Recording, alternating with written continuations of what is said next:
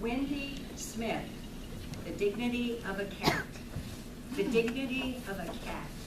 Wendee Smith.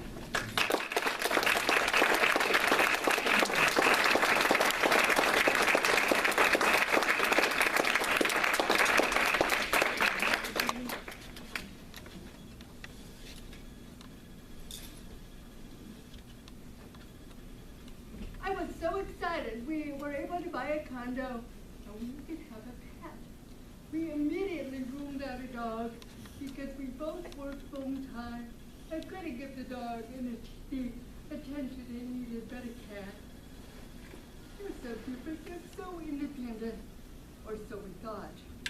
Until we got Chester, Madam Toastman, Master, fellow Toastmasters, and guests.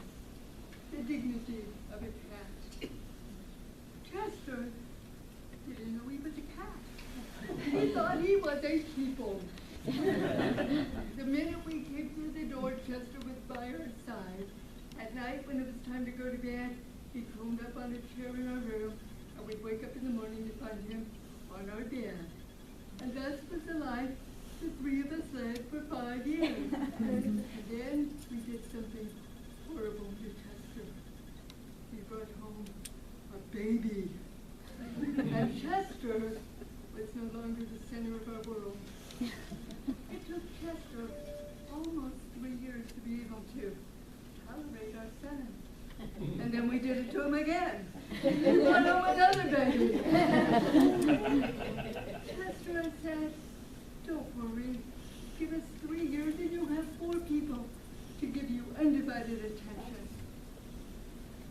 But Chester didn't make it 3 more years. We took him to the vet, who uttered those words cat owners dread. If it were my cat. And so we did. An emotional decision, oh yes. We've had Chester almost 11 years. But we never regretted it. We ended his suffering while he still had his dignity. 6 months prior to Chester's death, my husband's grandmother, Nana, died at the age of 93. Now, when I met Nana, she was 80. She was a little spitfire of a woman who spent her life teaching.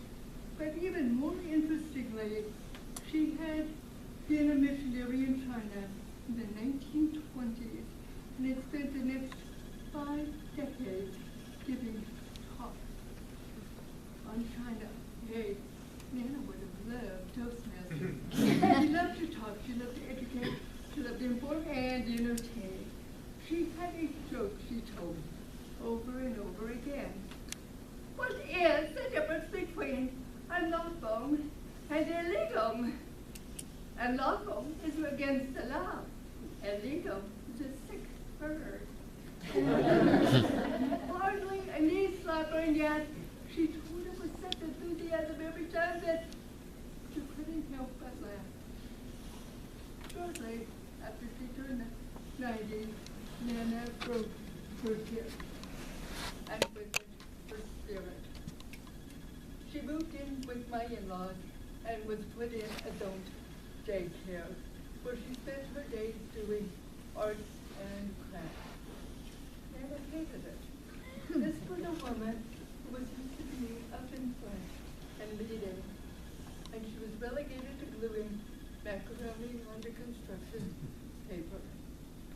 Would it have been a better use of her talents and help the facility if they had let her give talks, inform, educate, and yes, entertain with her story of the sick bird and the law?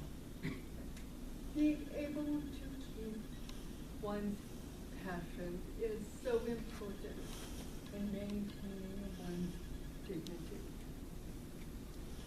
My father had been a truck driver since he was 18 years old. In his mid-70s, he was diagnosed with prostate cancer. He was still working. He was no longer driving, but he was working in a trucking office. In his early 80s, the cancer went to his bones. He was having some discomfort tougher, but he was still working. His boss said, as long as you can come in, you have a job. So last June, when my father called me and said he had retired, I knew that the end was near. We drove the 300 miles up to see him for the last time.